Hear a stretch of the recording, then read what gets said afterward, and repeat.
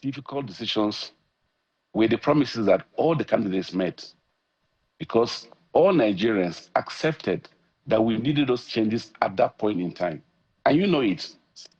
No political party, no commentator, almost everybody across the country said that we must remove subsidy. Almost all the candidates and almost all the commentators across the country agreed that the parallel forex is not in the interest of Nigeria. Almost all of them believe in the tax reforms. So all the reforms that we've taken as a government, they were necessary reforms that the country needed at this junction in time. But have they actually improved our services? The answer is yes.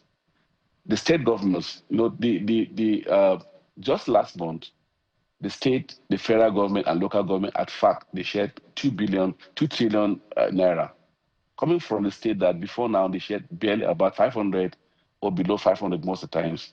Today they're sharing neighborhood of 2 trillion naira.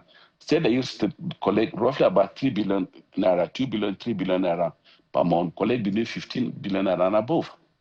So those increments are improving services. In 2020, if you recall 2023, about 24 states of the federation were actually borrowing, and some of them have not been able to pay salaries across the state. Today, no single state that has not been able to pay salaries. All state governors, all local government have been able to pay salaries up to date. And because of the increase in revenue, and because the subsidy removal, it has improved even services to them also. Borrowing has reduced by the state, and several services has improved by the state also. And these are things we're talking about, that the government policies is not just affecting the federal government, but it has trickled down to the state. And we need the state government and local government also to trickle those same services, the improved revenue should also be shown and demonstrated at the lower level also.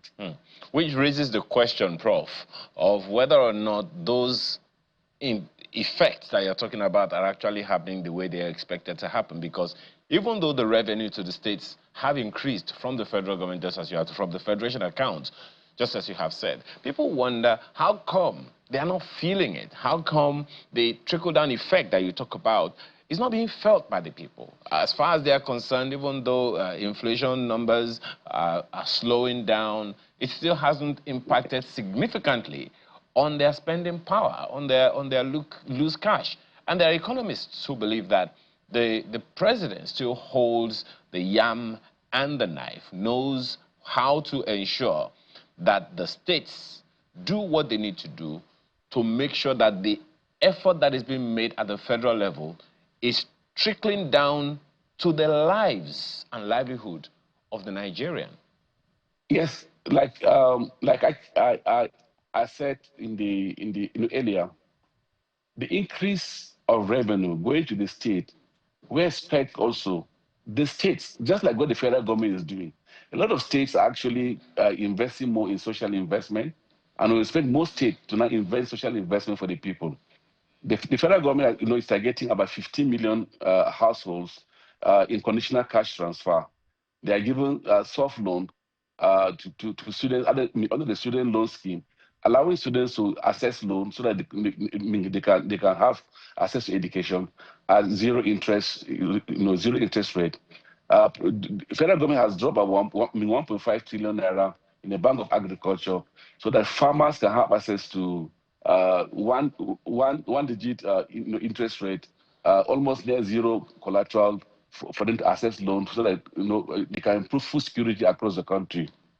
We expect the states and local government to begin to think of those kind of social investment programs that can trickle down to the people also. And I think some states have already done it. Some states have set up their social investment program, and they're investing also in the social investment program. Let's see it also at the local government level, especially. Let the local government also set up their social investment program, also invest in it.